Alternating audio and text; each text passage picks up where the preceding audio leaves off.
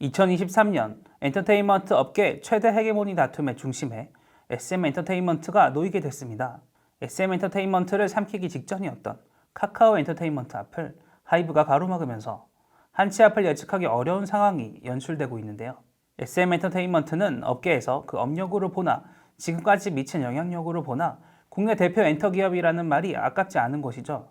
이곳을 누가 차지하느냐에 따라서 앞으로 엔터 업계가 하이브의 독주 체제로 가느냐 아니면 하이브와 카카오의 양강 체제로 가느냐가 결정될 것으로 보입니다. 앞으로 누가 승리할 것인지 보다는 사태의 중심에 서 있는 이수만 프로듀서에 대해 알아보는 시간을 가져보려고 합니다. 엔터업계 최대 싸움을 부추긴 장본인이기도 한 이수만 프로듀서가 어떻게 SM 엔터테인먼트를 지금의 자리에 이르게 했는지, 또 그동안에 관은 없었는지 살펴보는 것도 K-팝이 갈 길을 탐색해본다는 점에서 의미가 있을 겁니다.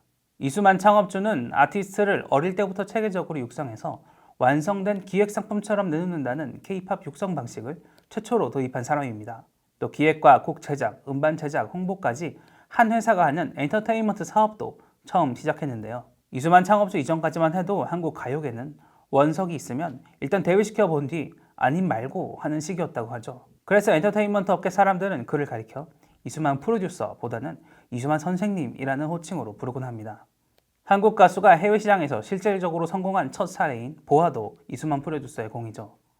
사원을 걸고 30억 원을 투자한 보아가 일본에서 대성공을 거두면서 한류에 물꼬를 틀었다는 평가를 받는데요. 이후 동방신기, 샤이니, 소녀시대 등을 국내는 물론 일본과 중국, 동남아시아에서 흥행시켰습니다. 그러나 성공을 보장하기 어려운 것이 사업입니다. 2010년대 들면서 이수만 창업주의 실수가 하나둘 나오기 시작하는데요. 가장 많이 꼽히는 것이 이른바 중국몽이죠. 이수만 창업주는 중국 시장의 정치적 위험성을 과소평가했고 이후에도 실패를 인정하지 않고 버티면서 손절할 타이밍을 놓쳤다는 비판을 받습니다. 이수만 창업주의 전략은 2010년대 초만 해도 당시 미국 진출에 애를 먹고 있었던 JYP 엔터테인먼트 등과 비교되면서 역시 이수만 선생님이 옳았어 라는 찬사도 들었지만 시진핑 정부가 2017년 한한령에 이어서 2021년에는 엔터테인먼트 산업 전체를 억누르는 정풍운동까지 벌이면서 한국 엔터테인먼트 기업이 중국에서 사업을 하는 것이 쉽지 않게 됐습니다.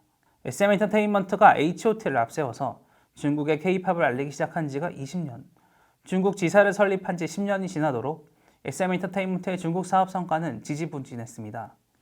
결국 SM 엔터테인먼트는 2021년 베이징 지사를 철수시키는데요. 연이은 실패 때문일까요? 최근 들어서는 도전보다 안전지향으로 돌아서면서 팬덤 비즈니스에만 몰두한다는 비판도 있습니다. 과거 이수만 창업주는 H.O.T가 해체되고 동방신기까지 사실상 와해되면서 이런 리스크를 원천 봉쇄할 방법을 모색해왔는데요. 해답은 일본의 대표 엔터테인먼트 기업 자니스의 시스템을 모방하는 것이었습니다. 그런데 이는 J-팝 시장을 지금과 같은 갈라파고스로 만든 주범이라고 평가받는 기법들이기도 한데요. 로테이션 시스템의 핵심은 팬덤에 좋아하는 특정 멤버의 매상을 유지해줘야 한다는 부담을 씌우는 것입니다. 한 그룹의 멤버를 모두 좋아하는 팬들도 있지만 깊이 들어가면 가장 좋아하는 멤버, 이른바 최애가 있기 마련인데요. 팬이라면 누구나 자신의 최애가 더 많은 스포트라이트를 받기를 바라고 만에 하나라도 퇴출되지는 않을까 걱정할 겁니다. 이를 잘 활용하면 소수의 팬을 대상으로 국내 활동만 잘해도 수백만 장의 앨범을 판매할 수 있다는데요. 하지만 최고의 퍼포먼스를 통해 해외로 뻗어나가려고 하는 4세대 K-팝의 흐름에 역행한다는 비판도 받고 있습니다. 다음은 조금 무거운 주제인데요. 이수만 창업주는 개인 회사인 라이크 기획, 그리고 부수적인 로열티 계약 등을 통해서 업계 상식을 뛰어넘는 수준의 수수료를 챙긴 것이 드러났죠. 이 때문에 팬들은 물론 내부 임직원과 주주들로부터도 따가운 논총을 받고 있는데요. 불법은 아니라고 하지만 아티스트와 주주에게 돌아갔어야 할 수익을 독식했다는 비판을 피하기 어려워 보입니다. SM 엔터테인먼트는 과거 몇몇 그룹 멤버들이 불공정한 대우를 문제 삼으면서 그룹이 해체되거나 활동을 중단된 일들이 여럿 있었는데요. 동방신기 한 멤버는 TV 방송에 출연해 해체 이후에 동방신기 당시보다 100배 많은 수익을 거뒀다고 말했을 정도입니다. 또 SM 엔터테인먼트는 2022년까지 배당을 한 적이 없는데요. 대주주인 이수만 창업주 개인에게만 1천억 원 이상이 돌아갔다는 사실은 주주들의 불만을 폭발시키기에도 충분했습니다. 다들 이수만 창업주가 한류의 아버지이자 K-팝 스승이라는 데는 이견이 없을 겁니다. 실제로 2020년에도 걸그룹 에스파를 성공시키면서 프로듀서로서 감이 여전히 살아있다는 것을 증명했죠.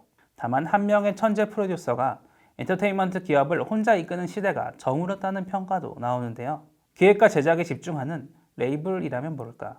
시가총액 2조 원 기업 집단의 대소사를 개인이 모두 들여다본다는 것은 불가능하다는 거죠. 한류의 본산이자 K-팝 업계 한 축인 SM엔터테인먼트가 이수만 창업주 이후 어떤 길을 걸어가게 될지 지켜봐야겠습니다.